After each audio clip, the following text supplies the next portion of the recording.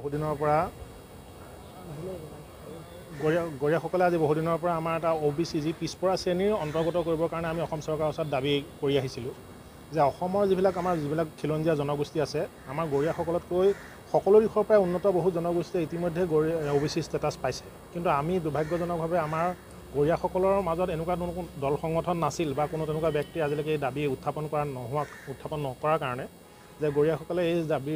তেওঁলোকৰ কোনো এটা হিয়াৰিঙে আৰম্ভ হোৱা নাছিল। যে 2021 চনৰ পৰা গৰীয়া জাতীয় পৰিষদে আমি এই যিটো OBC ষ্টেটাছৰ দাবীটো বিচাৰি বিভিন্ন সময়ত আমি চৰকাৰক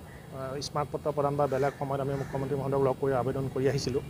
যে আজি প্ৰথমবাৰৰ বাবে আজি আমাক যোৱা 21 জুন তাৰিখে এখন আমাক আজি নটিছ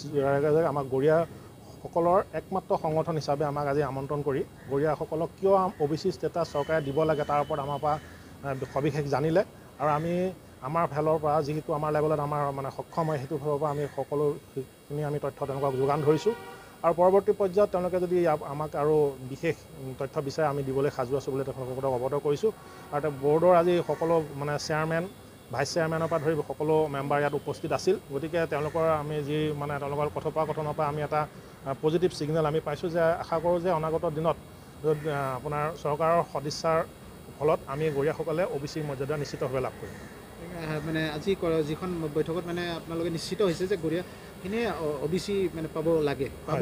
পোৱাৰ আমাৰ তেওঁলোকৰ কথোপকথনৰ পৰা তেওঁলোকে যিখিনি আমাৰ লগত তেওঁলোকৰ গাইডলাইন আমাৰ লগত মিলিছে বুলি তেওঁলোকে অৱগত কৰিছে। খালি অলপ কিছু ছাৰ্ভেৰ প্ৰয়োজন হ'ব, সেইখিনি কৰাৰ পিছত তেওঁলোকে নিশ্চয় আমাক OBC মৰ্যাদা প্ৰদান কৰিব বুলি আমি আশাবাদী।